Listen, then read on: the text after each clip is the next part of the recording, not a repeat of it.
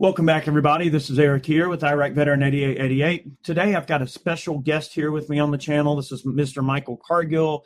You guys probably remember him from some of our previous videos. Well, he's really involved in this Bumpstock case, and there's some things that have been going on that he wants to update us on. I think you guys are going to, bring a lot coming away from this conversation here.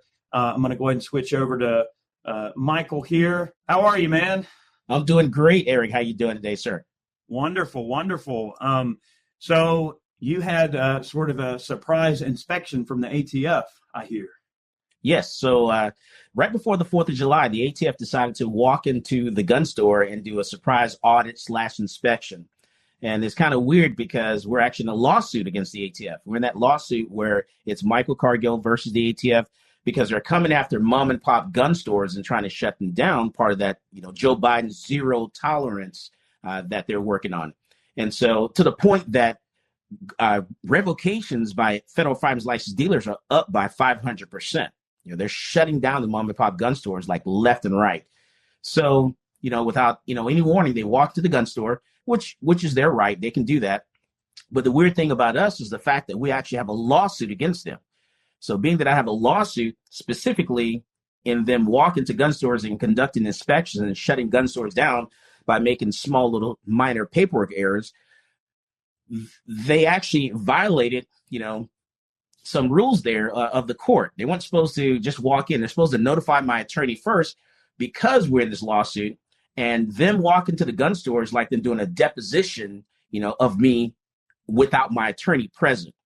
So we immediately filed paperwork with the court, and the ATF responded to that paperwork. And they said, they responded. And they said, hey, well, oopsie, our bad.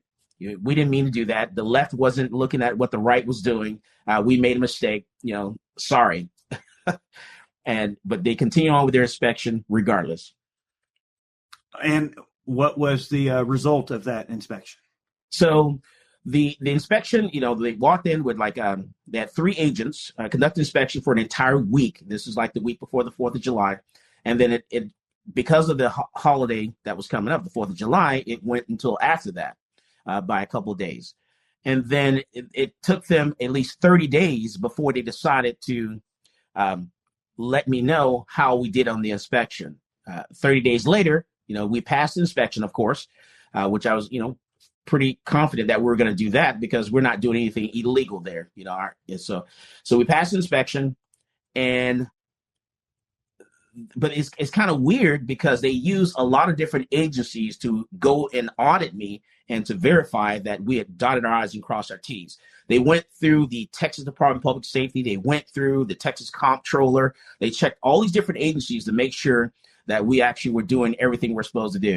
I have a security license. I'm a security instructor. They went through all that stuff to make sure that all of my stuff was, dress right. And I thought that was kind of odd and strange, because that has nothing to do with the federal firearms license. That has nothing to do with, am I transferring a firearm to someone illegally or to something like that. So we thought that was really strange. And luckily, I had to reach out to my attorneys, several different attorneys. I had to have an attorney present on a couple different occasions, while they're conducting an inspection to make sure, they weren't going a little too far. Because there's some things that I didn't know, and I needed to get legal advice for that stuff because I don't know everything. So it's good to always have an attorney right there standing by. And this case is getting really, really weird, really strange, and it bleeds over to the Bumpstock lawsuit that we have. And that's Michael Cargill versus Garland, where we're suing the ATF, Department of Justice, for Bumpstocks. It's not just about Bumpstocks. It's about the fact that the ATF, they just cannot write or create law. Congress does that. And so this case, the Bumpstock case, we won it in the Fifth Circuit in en banc. And then that case has now gone to the Supreme Court. The Supreme Court is going to sit down and take a look at this case in conference on September 26th, I believe. So we'll see if they're going to take it up. If they do take this case up, it goes to the Supreme Court. There's going to be a hearing in Washington, D.C., and then hopefully they will hear the case, side with me, and then we'll be able to shut the ATF down, saying they cannot create a right law. And then that way we can protect, the AR pistol brace, the AK pistol brace, or whatever. We can, stop them from coming after different triggers and all the different things that the ATF deciding that they've changed their mind about and that they're illegal now.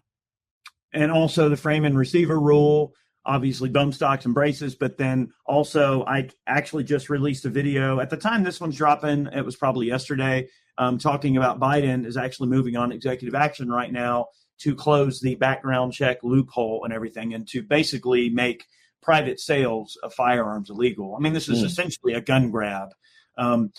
Michael, do you feel like, this is politically motivated? I mean, because you are in a lawsuit with the ATF, do you feel like they targeted you specifically for this audit, hoping that they could somehow get some sort of dirt on you or to make you look bad in court? Absolutely. Because by them walking in, that gives them the opportunity to look at everything. They get a chance to look at my A&D book.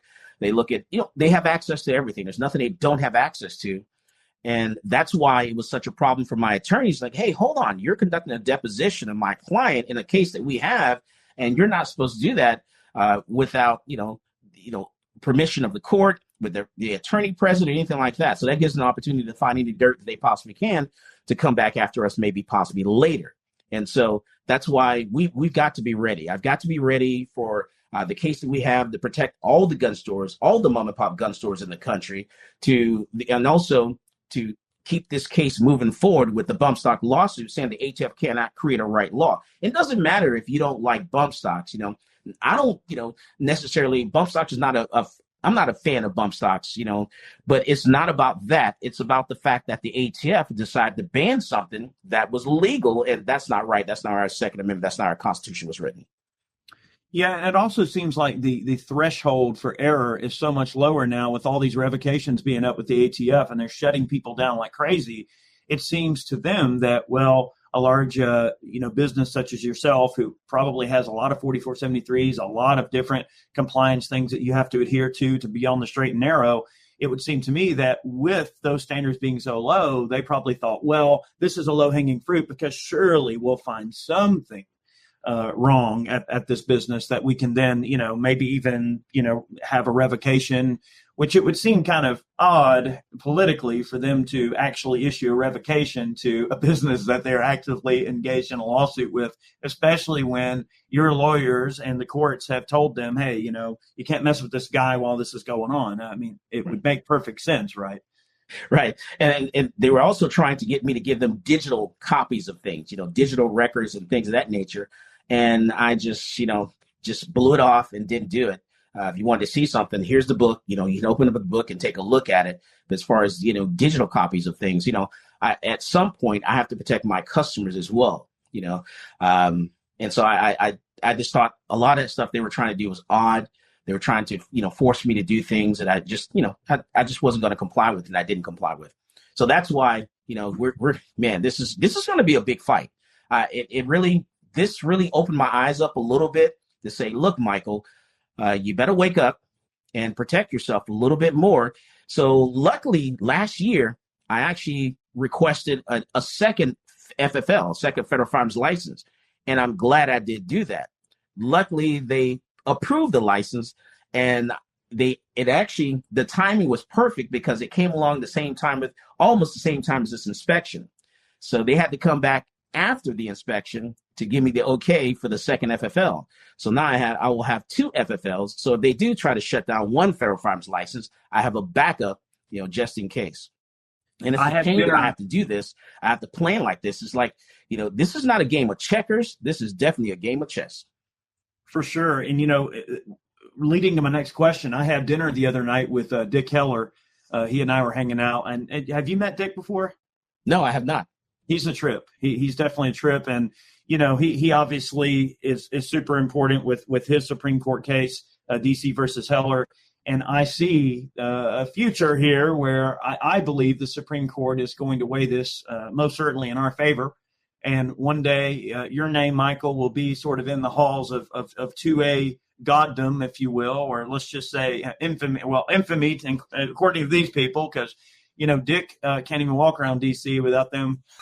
They're always got their eye on Dick Heller, when he's hanging out in D.C. But I hope that one day, Michael, when this all blows over, that maybe you and I could get together for dinner. Maybe we'll have dinner with Dick Heller. Oh, man, that would be awesome. Let me tell you, that'd be great. I think he would love that. So I guess that leads up to my next question. What do you think is sort of the next steps for what's going on with the Supreme Court case? I mean, I know we had forgive me if I get this wrong, but it was the Fifth Circuit that we had a victory in. And there's so many things going on, but we've got our Fifth Circuit victory. Now it's pushing up the Supreme Court. So what do you think is? I mean, I know it's always easy to be optimal, an optimist when it comes to a situation, but where do you think that's going for you? I think it's looking good. I think this is going to definitely an uphill battle, but it's looking great. And we're just going to have to make sure that we're really prepared. We have everything that we definitely need, that we're not caught by surprise on anything at all. And it's going to take a lot of resources to do that. I need to make sure that this is going to be my first experience in going in front of the Supreme Court, even though I'm not the one that's actually speaking. I'll be sitting in the gallery there. But we need to make sure that we're prepared and we're ready to face anything that gets thrown our way when the ATF presents their presentation. Well, we definitely need everybody to, pinch their pennies and do what they can here to help Mr. Cargill out. Michael, where can they go to donate to your cause and to help you get through the Supreme Court case here? Absolutely. They can go to michaelcargill.com. It's just michaelcargill.com. And you can donate right there. And we're going to send things exactly where it needs to go and all that kind of stuff. Because this inspection, this audit definitely opened my eyes and let me know that they're coming out swinging hard. It's like you're in a fight with someone, an opponent, and you get a good shot in with your opponent. And all of a sudden, that opponent gets stunned, and then they're starting swinging wild. And all of a sudden, they catch you, with a one right on the chin, and then it shakes you up a little bit. Now you're trying to get your footing a little bit. It kind of reminded me of something like that. Yeah, and it's really hard to fight people like these large, alphabet agencies because they literally print money. They have unlimited funds at their disposal. So it's a very difficult machine to defeat. They have unlimited resources, and they can look up everything. And the last meeting that I have with the ATF, this is a little funny little thing here, was we're sitting down at the table and we're going over everything. I'm signing the last little piece of paperwork I need to sign. And then the agent goes, "Oh, let me see your driver's license." I handed her my driver's license. She goes, "Oh, I need to run a background check on you really quick." I'm like, "Really?" It's just like, it's just wild to me, really wild. They're just trying to find any little stupid thing that they can, like throwing spaghetti at the wall and see what will stick, Yeah, and at that point in game, you're going to sit there and you're going to run a background check on me right there. As if I was to step out here and get a speeding ticket, God and everybody would know. I can't do anything. Michael, I really appreciate you hanging out here with me on the channel. And you know that you always have an open microphone here anytime you want to disseminate some information. Like, I know there's been a lot of things going on. You contacted me about this earlier in the weekend. I was up at XCal for the range day with John and Sir Michael up there, which you should try to attend eventually. It was a really fun time. But I wanted to get, right to this on Monday when I got back. So anytime you want to, come on the channel and chat about what's going on, you've always got an open mic here. Absolutely. Thank you very much. I really appreciate it. And I just hope people go to michaelcargill.com and donate just a little bit. Yeah, guys, throw in a few bucks for Mr. Cargill here. It would be greatly appreciated by the whole Second Amendment community. Look, guys, thank you so much for tuning in today. Many more videos on the way. We'll see you soon.